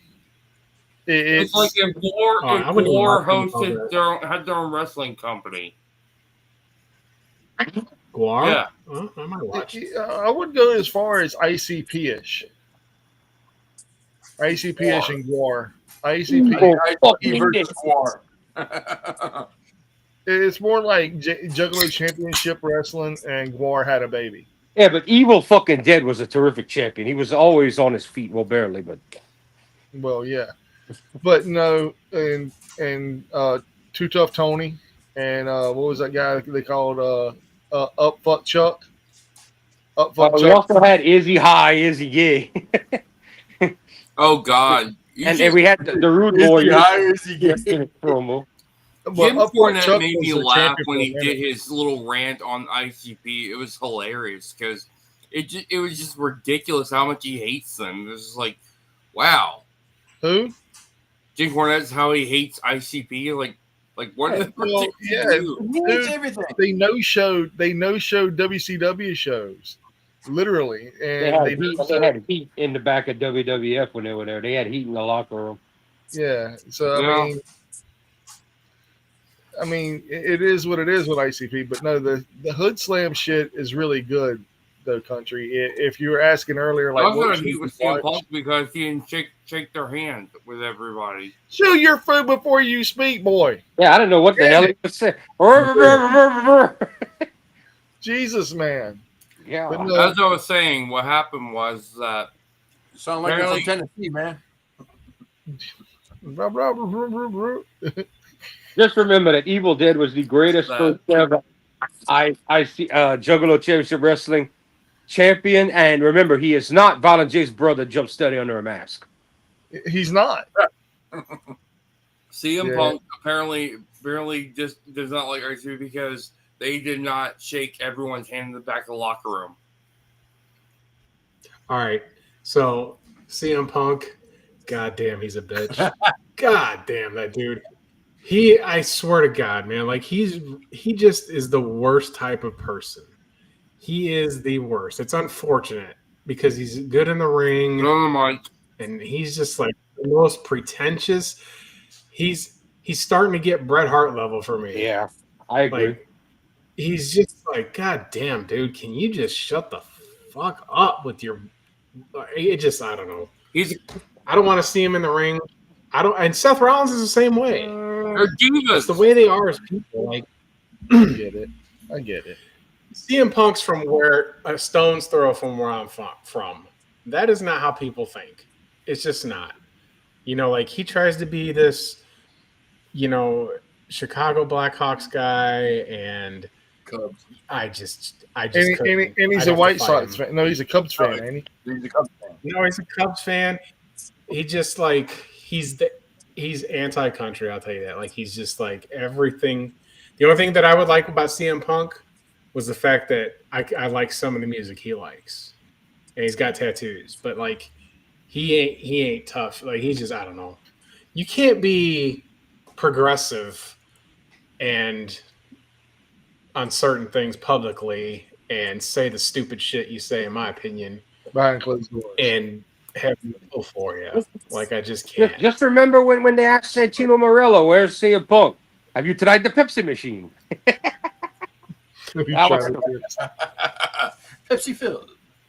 Yeah, have God, you if tried I'm gonna the Like say he this, needs some people need to Santino wake up. Marella's daughter is hot, dude. John Cena. That was so funny, bro. John Cena. John Cena. I don't know this. Sometimes they like. And Santino. I think Triple H is getting too much abuse from Bret Hart lately. You want to know something crazy? Would you believe in the Vince era we never got Santino Marella and Ron Killings together? Yeah, they'd be breaking everybody. They'd be Oh breaking my god, everybody. dude! That would be must see TV. That'd be must see fucking TV. Only if Beth Phoenix had to manage both of them. Oh dear God. That would be hilarious to have the two of them together. Oh my god. You mean Beth Copeland now? Whatever. I'm so over Mike, that. stop. Yeah, like I was okay? reading the Copeland, comments dude. about Bret Hart. I was reading the comments about Bret Hart on Triple H the other day, and I just wanted Bret Hart to just like Shut up. go to bed, old Go to man. bed. Yeah. Go to bed. Nash fought. Nobody cares about you. You guys, a bunch of actors, like what the fuck, dude? He doesn't like anything. Like he is the epitome An of angry old crusty man. old fuck. Brett's miserable. Like I don't know, but I don't know if that's because of the stroke. But then a part of it's like he's always been like He's bitter. He wanted to be. who the hell? He wanted to wrestle forever and become greater than Hogan and be the world's greatest technical wrestler.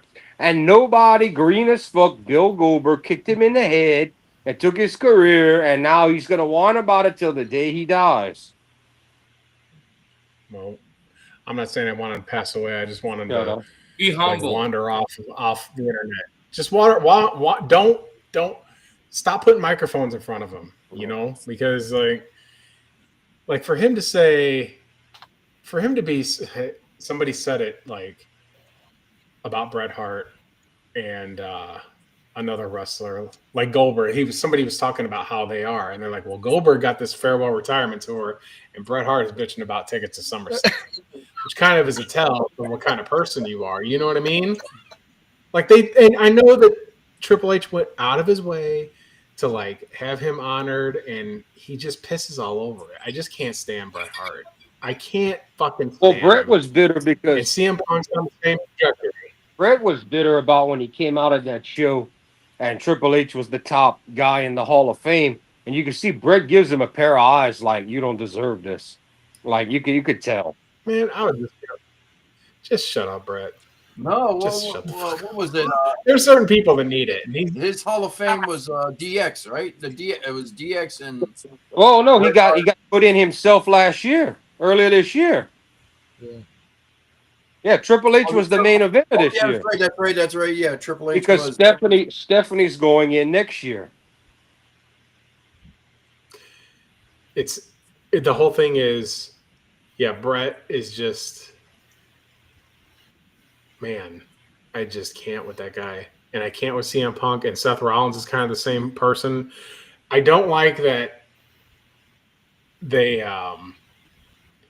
and maybe I'm biased here, but like the way that when pro wrestlers piss on previous pro wrestlers without cause, like trying to say that Hulk Hogan wasn't relevant to their careers, that's horseshit, man. Like, you know, like nobody would give a shit about Becky Hogan. Like you can't even, nobody's going to mention you in the same breath as Hulk Hogan except for you're running your stupid mouth. Same thing with Brett. Brett can never do what Austin did, can never do what Hogan did, can never do what Flair did. Just can't do it, man. You're just like a solid Canadian wrestler, and your best run was your 97 run in WWF, and you cost yourself all this grief by not willing to play ball. Who the hell do you think you are to not drop the title on? I don't care who you are. You're going to do business. Like, screwing him, it was the funniest shit to ever happen. Oh, I'm not going to do it in Canada. You'll do what you're told. Like Conor McGregor says, you'll do what you're told. I have a like, question you don't have any for you, Country. here. Who is a better Canadian wrestler? Hart or Storm? Oh, come on. Benoit. Yeah. Chris Benoit all the way. But Lance Storm was terrific. No. Well, I think it's Benoit is not being mentioned. You got Bret Hart and you got Lance Storm. Who's better? Out of those two, it would be the Hitman. Okay. I won't take away Bret Hart in the ring. I won't take away his face run in '96 and all this stuff, and I won't take away any of that. It's everything post screw job. He is the most miserable human being like ever. Can't shut up. And Lance Storm's kind of the same way, but Lance Storm just bitches about politics. Yes. I'll tell you another wrestler I thought was better than Brett. What? Owen. What? Well, yeah, Owen was the class. Owen was the pedigree. He was the goat of the heart. Oh, Owen. I thought you were Owen. Yeah, Owen. Yeah, chew, motherfucker. Owen. That's Owen was fantastic. Owen I was still better than have- Brett. Like, Owen I was still better have, than like, Brett. 4 questions that I want answers to, but that'll be for tomorrow night because this right here has already went 2 hours, and the longest part of this was because of the Gail Kim, Kenny Omega beef. Yeah, but you knew we had a legit debate about that. Dude, that was awesome, and I love it. That's the reason why I wanted to go live tonight and tomorrow night, because I knew that was going to take a lot of time from tonight. So what did you guys think about like the Knockout Brothers Oh, when Fuck you, Mike. Fuck you, Mike. what do you think, Jordan? What do you think about the Knockout Brothers defeating Lord Pants and Tomohiro Ishii for the IWGP Tag Belt? It's bullshit, but I was listening to the rest of Mike's conversation. Sorry. You interrupted me. I haven't spoken in a while, Phil. In a while. I've been silent. Been listening to everybody else speak. And whenever I get the chance to speak, you interrupt me. I swear to God. Mute that boy. I love you. I love you. But dude, it is like getting late. But tomorrow night we'll be back doing this again. And like I said, I still have 4 more questions I want answers to that we could start off with. One of them being this Masha Slamovich shit. Even though we're talking about it a little bit, I still have a big controversy about it. Because if they don't do anything about it, then I have no faith in humanity at all. Also talk about TNA's new Paramount deal coming up. Oh, you mean Peacock deal? Yeah. Yeah, we can talk about that. We can also talk about how AEW is ruining television right now. Yeah. But Wednesday night should be must see TV from what I understand, from where they're going to be at and what's going to be happening on that card. I'm looking forward to it. What, I hope AEW? They're gonna You be in said they're ruining television? How are they ruining television? Oh my God, dude! Chew your food. Phil, tomorrow or the next time you come on, make sure you eat dinner before you start the show, bro. I said, how are they ruining television, Mike? Yeah, I'm over here eating chips, and I'm not even talking to everybody with it. But How are the reason they're ruining television is because of the fact that we'll talk about that tomorrow night. We'll talk about that tomorrow night. That's the next question for tomorrow night. I'm telling you, I'm having big debates on different things, and I like my debates. I like the questions I'm debating, and I think Country even likes the fact that what we're debating because he was like, "Dude, I got to jump in on this shit." Yeah.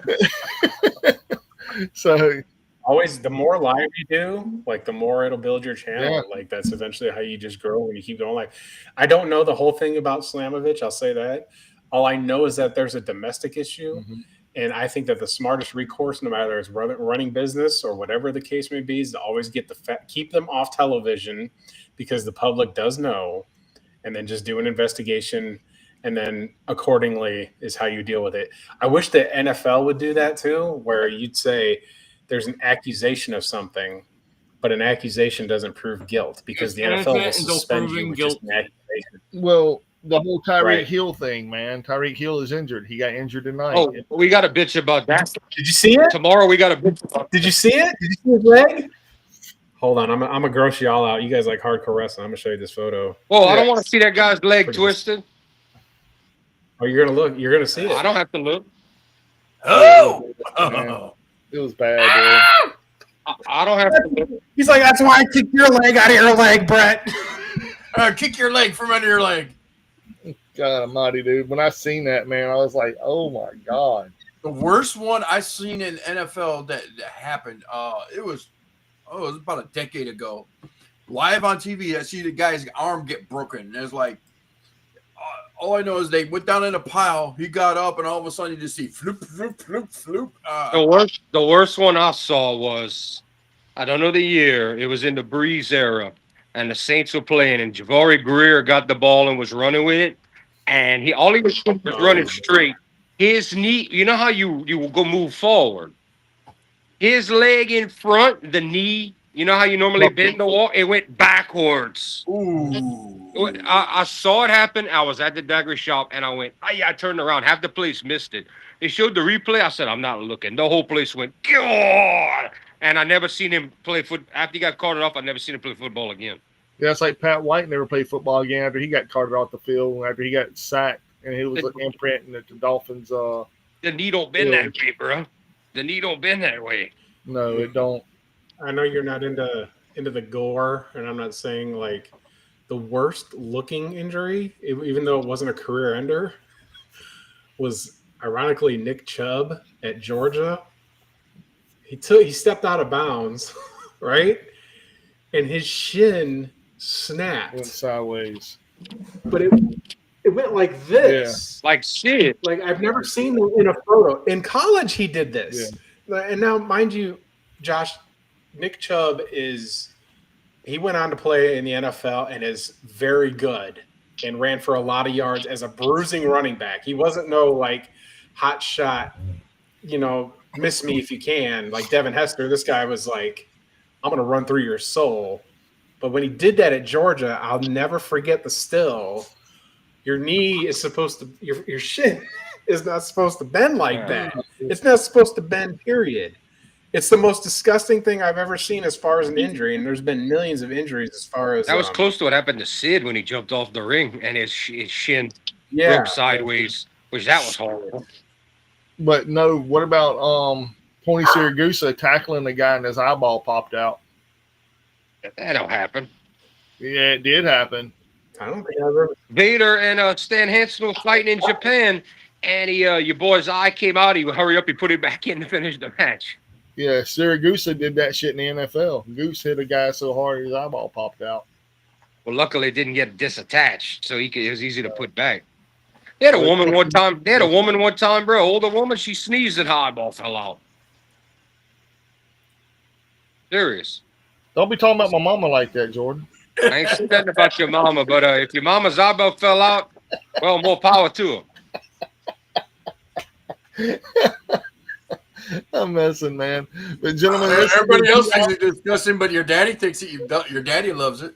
Yeah, my daddy loves it. Yeah, skull fucking. Good night, everybody. Yay! Oh, God. Anyway, gentlemen, let's call it a night here. We got a whole nother show tomorrow night to do. Yeah, I got shit to buy. I got to get on the auction. Yeah, we know you do. So, what are you buying? What are you buying? Resident Evil 4. What are you selling? Ladies and gentlemen, if you're not watching Ringside Rants, you're not wrong, brother. Yes, you are. And we're not just food to eat. We're also food for the ears, baby. Yes. That's right. And I'm going to go on Coleco and buy some vinyl records because you know why? What's mine is mine. But what's yours and all of theirs is going to be mine, too. Does anybody have any fun facts for the evening? Just out of curiosity.